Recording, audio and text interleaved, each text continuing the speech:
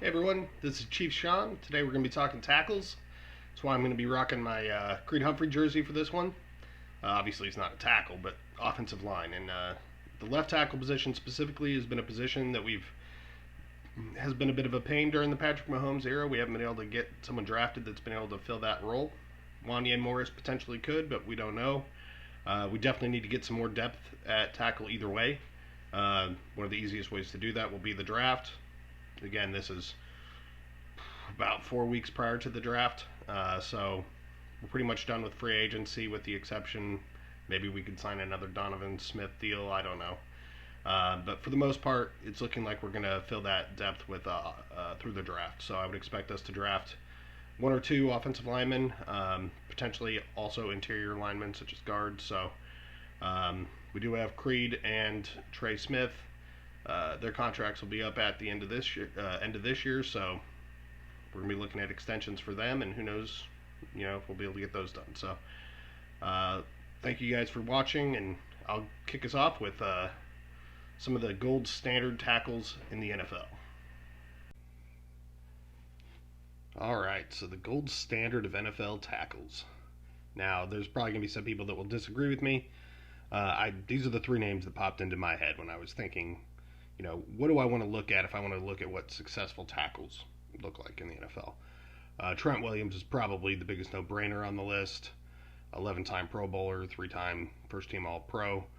Laramie Tunsil was actually the first one that came to my mind, and it's just more in recent years. I'm surprised he hasn't won an All-Pro yet, but he has made it to 4 straight Pro Bowls, though, the last 4 years. So definitely the youngest of the three. So I wanted to take a look at them and see what traits do they have in common that we should potentially be looking for, if you're looking into tackle prospects.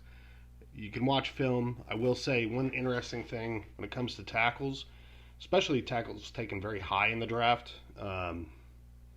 that's one thing all three of these guys have in common. They were all, I at least should have been top 10 picks. I believe both Trent Williams and Lane Johnson were both 4th overall.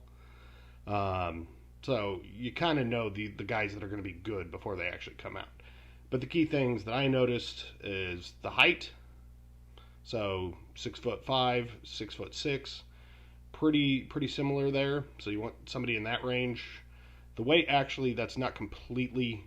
That's what their combine weight came in at. So there are their pro days, however, wherever it was measured at, and they actually are a little bit different now. They're between 313 and 325. But then where it really gets important is into the arm length and wingspan. I think is where you can see that makes a big difference, especially at the tackle position. So there are some tackles that kind of, at least according to Chief standards, would not meet the standards that we would take for a tackle, and that kind of slims the list up a little bit.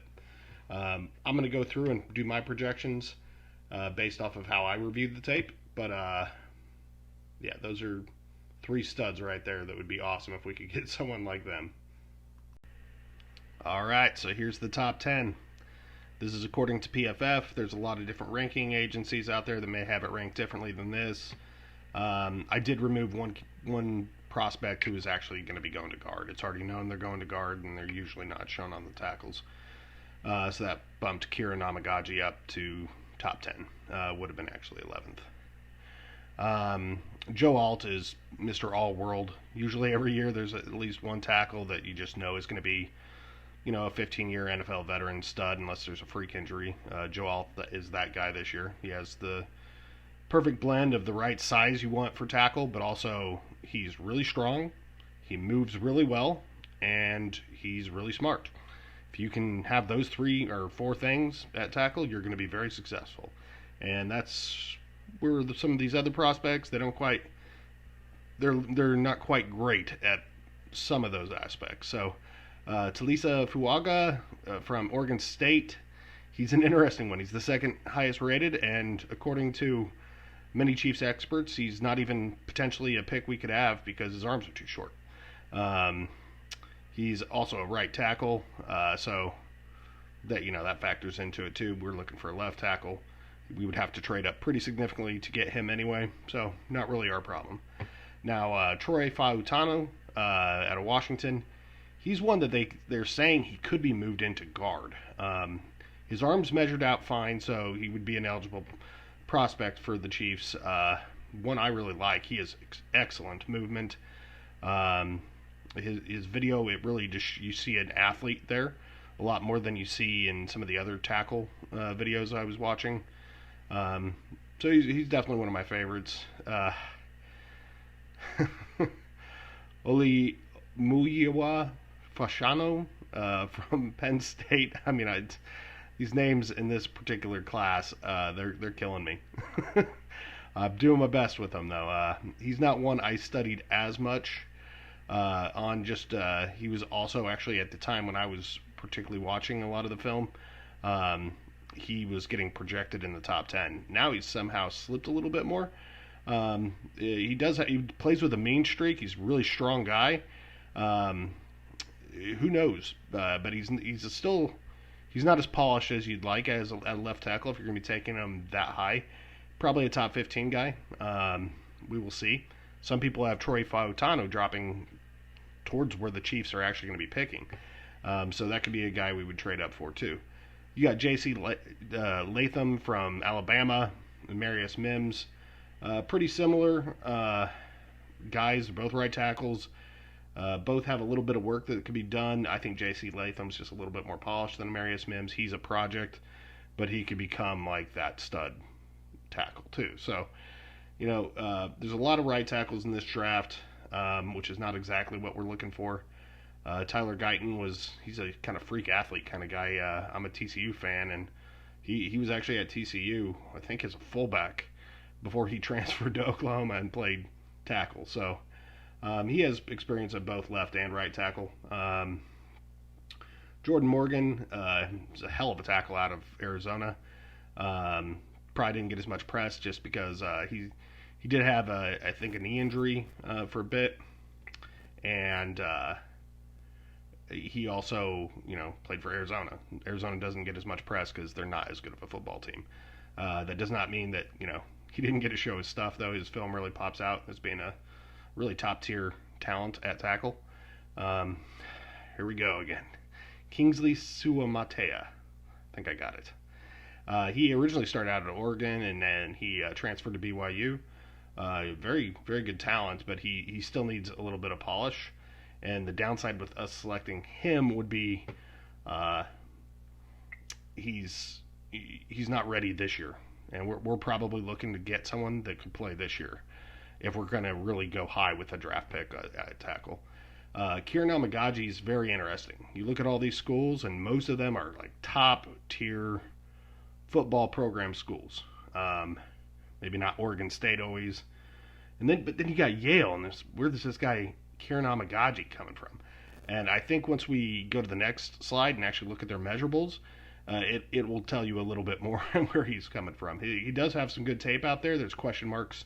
How good is he going to be when he gets against, NFL caliber, linemen that he has to block.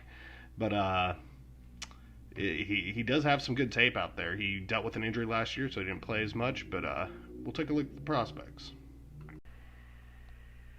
All right, so we get to the measurables. I think this is an interesting part of the scouting and drafting process that I didn't truly understand very much until this year. I'm kind of just doing this for the fun of it, just trying to create some videos that are actually more specific to just Chiefs prospects.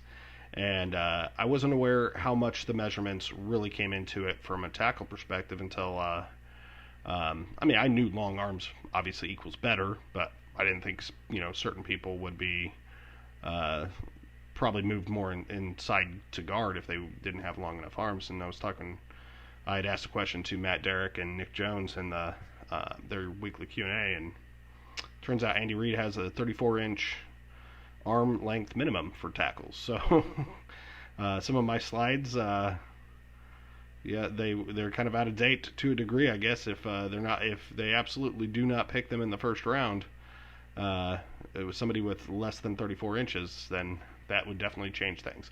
I'm still going to go through with my preview, I guess, if you will. the same as I would before I found out about the 34-inch measurement. But obviously, you can see why keeping guys at a distance and keeping them away from your quarterback, arm length would be important. We got some pretty freakishly long reaches for some of these guys. The longest being Patrick Paul, has a 36.25 inch arm, and then his wingspan is 86.25 inch. That is an insane wingspan. As a fan of MMA, I've watched John Jones fight, and I've considered that to be his biggest advantage his entire career since he first got in the UFC, and he has 84.5. I mean, it's just freakish. 86.25. That's a very wide wingspan. Some of these prospects don't really work out for us. Talisa Fuaga is going to be just fine. There's a reason he's the number 2 prospect. Andy Reid, everybody has different, run pass blocking schemes, so maybe he fits into other schemes better. Andy just has his preferences. So really what I would be looking for here is guys that, just see how close they fit in with the measurements that we're looking for, at least make sure they have the minimums. So as you can see, most everybody pretty much does. There's a few things that jumped out at me with the numbers. I look for outliers more than anything when I'm looking at something like this, and Joe Alt's 6'8", basically 6'9". Height is insane. I mean, the dude's just a freakish, mammoth of a specimen. I don't know what to say. I don't know how to describe it any further with him. Then you got some other guys they're freakish athletes. They also have just incredible measurements. Big guys like Amarius Mims. I mean, 6'7", 3/4 inch. He also has, an extreme reach. I think he has the biggest wingspan there is in the class, and huge long arms too. So, but he's not as polished. So you kind of give and take with some of the candidates or some of the prospects. We'll go into who I like most. I'm going to go through my top 5 now, but this gives you at least an idea of where everybody's measuring out, and some prospects that we might not be as interested in after the measurables came in. I will note, very happy to see that Troy Fautanu, his arms were above 34. So he was one that's a little bit on the smaller side on tackle, and they thought may have to move into guard, and he actually measured out just fine. So that was a positive. So the first prospect I'm going to talk about is Kieran Amagaji. He is a left tackle out of Yale. He is right there in the wheelhouse of what we were looking at. He's 6'5" at 3/8. That's halfway. I mean, that's halfway in between 6'5" and 6'6". So that's right where we were looking at with our gold standards. You got the weight of 323, so that's towards the higher end of the weight difference, but still within it. And then his arm length is 36 1/8 inch, so we're perfectly fine there. Great wingspan. His video does come out very good. He had some really good years, but it's against what kind of talent is he going against, and that's the concern that comes with someone that's playing out of Yale versus you got Alabama and Georgia, and prospects from some of the big name schools, and that's where a lot of tackles generally come from. If you watch his film, he really has some electric film. I suggest going and check it out. I'll probably post a link in this video for you guys to go to and watch. During his senior year, he did hurt himself and had to have surgery, so he missed the rest of the season. He only played in like 4 games, so that's why he had less snaps and probably not as much hype as he could have potentially had coming into the draft. So could be kind of a steal. He could be somebody if he's completely healthy. I mean, obviously they have to work the guys out, but he is someone who maybe could come in and play right away. So he could be somebody the Chiefs would be looking at. I do not see us taking him with the 32nd pick. He's one that I could see being around still potentially at the 64th pick, and that's why I included him on my top 5. But Kieran Amagaji is definitely someone to keep an eye on, and maybe watch some tape on, because he's a stud, and he could be one of those guys that nobody knew going into the draft, and you'll have to learn more about him. So here at the 4th spot, I have J.C. Latham. Now, he does play right tackle. So right there's a red flag. Now I have no problem putting in a right tackle because there is potential. We're not inside the offices there at Arrowhead One, and we don't know what they're thinking as far as maybe they're thinking Wanya Morris is ready. Maybe they're thinking Jawan Taylor can be moved over to left tackle and they can draft a right tackle. I mean, we honestly don't know. So if the possibility is there that a right tackle could work and they can move Jawan Taylor over, I have to leave that as a possibility. And I think J.C. Latham is a guy who could actually still be there towards the end of the first round. Not saying it could be likely. Who knows? I think it's possible that 7 tackles, maybe 8 tackles get taken in the first round. It is not impossible with the draft that we have this year. It's going to be a heavy draft for QBs in the first round, wide receivers in the first round, and tackles.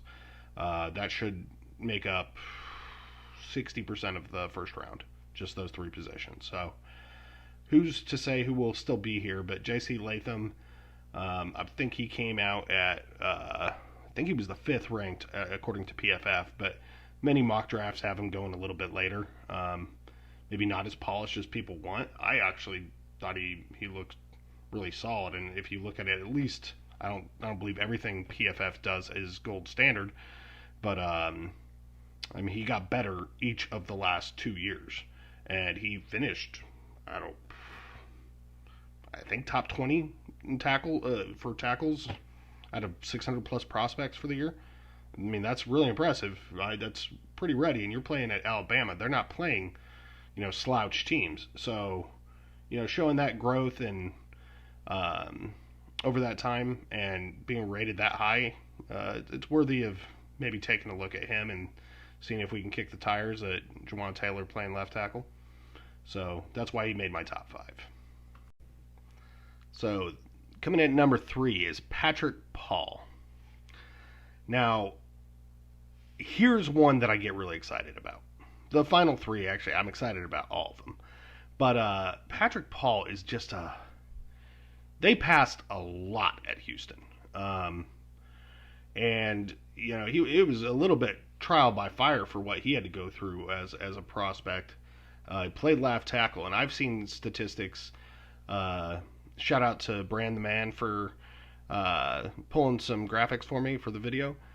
He pulled this, and actually I was surprised to see that it showed a sack, because I've seen statistics that showed, he blocked, I think one statistic is 512 blocks for passing snaps and 0 sacks allowed last year. So obviously different ratings agencies, and they could see stuff and score things a little bit differently. But 1 sack, 0 sacks with 500 opportunities, you're doing something pretty good.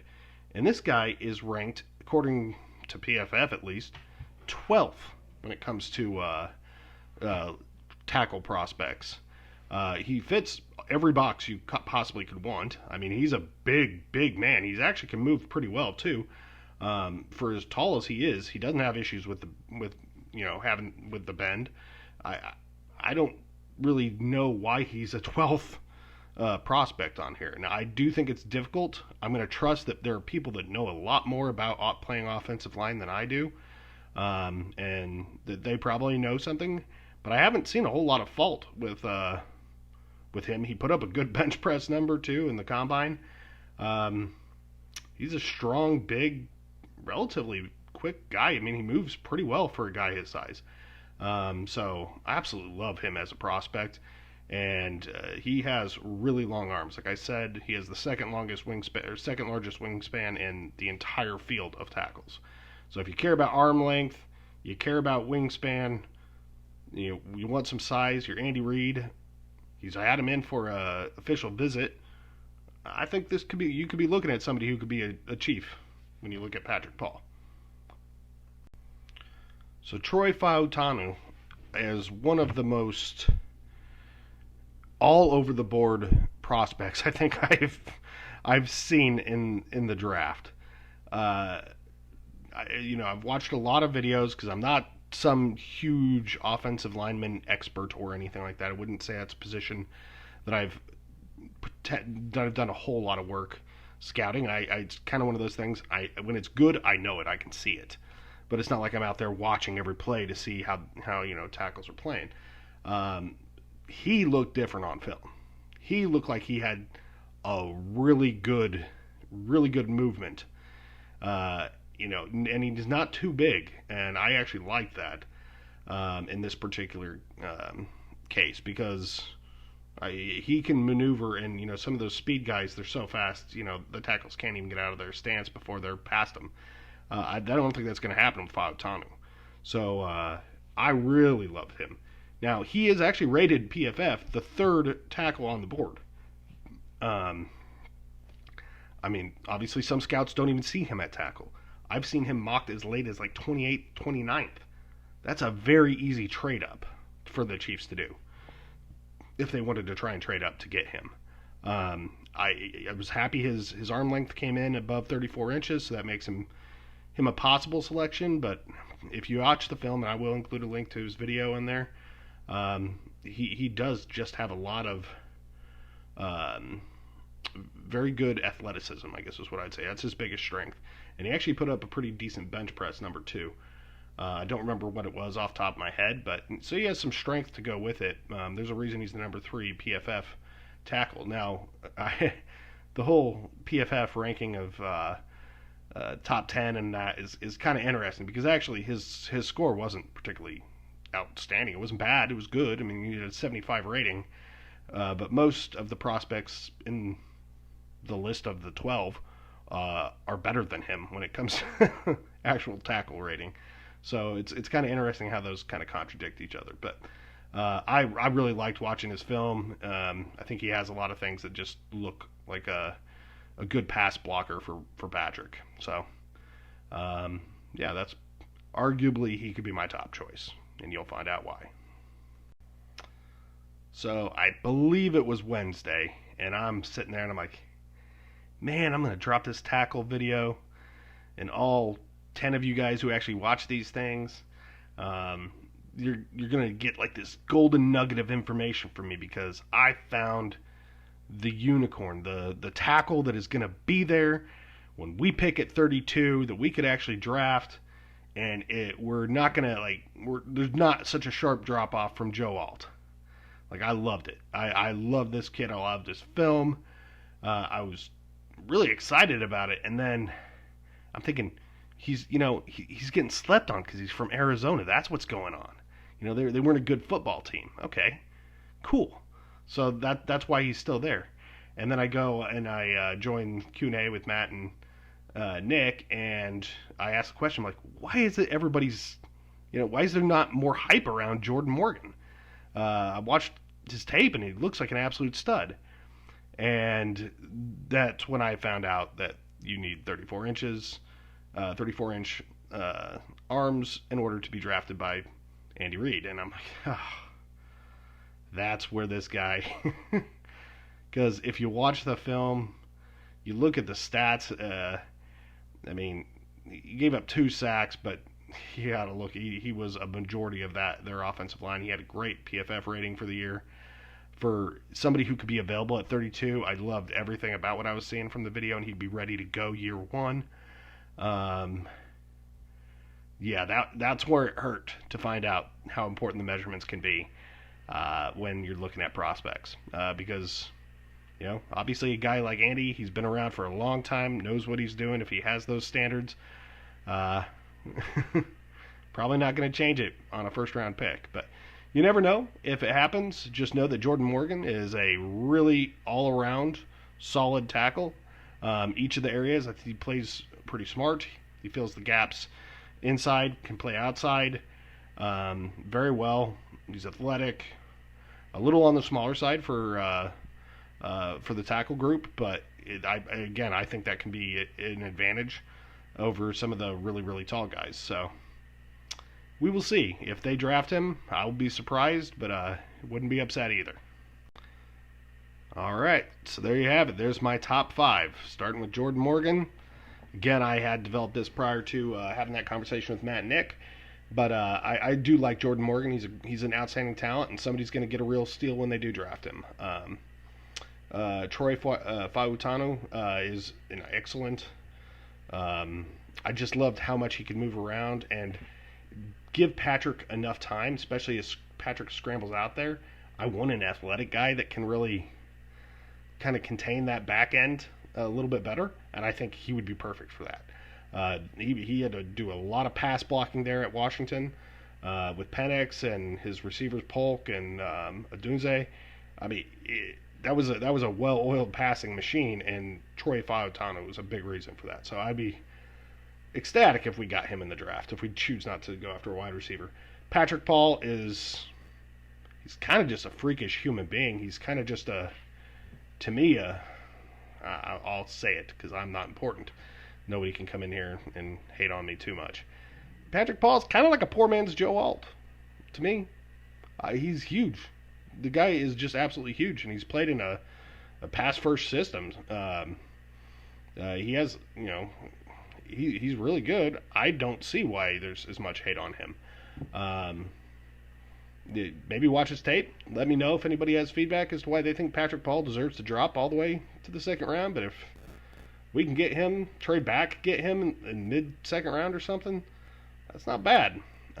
You also got to realize if we do have to reach a little bit in the first round to get a tackle, it's not the end of the world because you got that fifth-year option. So that's if you hit it, you can get that fifth-year option, and that's a bargain when we're talking about not having to bring in other tackles.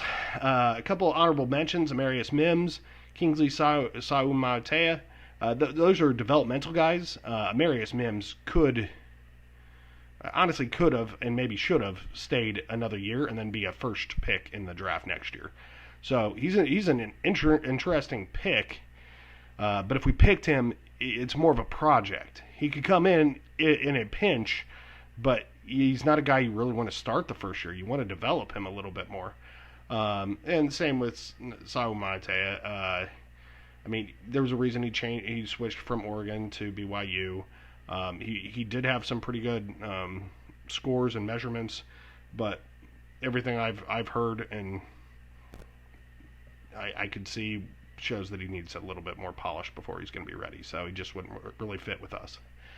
But definitely players that we could keep an eye on. And now my one bonus prospect. For a late round or UDFA, you got Travis Glover out of Georgia State. And this came across, I saw this, and we were, when I was looking at players coming in for visits, and I'm like, who's this kid from Georgia State? Why have I not seen him in any of my tackle videos? And so I went and looked him up, and obviously he's playing at Georgia State. You don't know what he's going to be like when he gets around some, top-tier talent. But this is a guy who has some years of playing left tackle. He fits perfectly, like dead center of the gold standard measurements. He's 6'5.5", so between 6'5" and 6'6". He weighs 317. His arms are big, they're long, same about reach as the gold standard prospects. It was too good to be true not to mention him. And he was a last-minute sub in the Senior Bowl. So a lot of teams that maybe weren't keeping that close of an eye on him got a chance to see him and work with him, and one of those was the Steelers. They really were. I think they worked with him quite a bit at the Senior Bowl, and they've been very intrigued by him. And now he has 20 scheduled visits with teams throughout the NFL. That does not necessarily equate to this guy's going to be a stud and he's going to be great.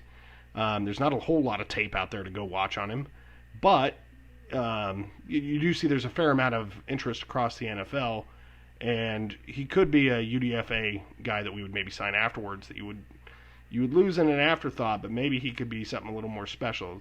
It's not unheard of for undrafted guys to, go on and do special things at the offensive line. You got, for, Chiefs fans, we're familiar, Brian Waters. He's a Hall of Famer. He was undrafted. One of my favorite tackles I've actually ever watched in the NFL. She's still somehow playing at like age 41. Jason Peters, he was an undrafted tackle, and I don't know how many times he's been an All-Pro. But you do find some of these guys that are just, late round or UDFAs. It's not as common at tackle, but it is possible. Thanks for watching the video, everyone.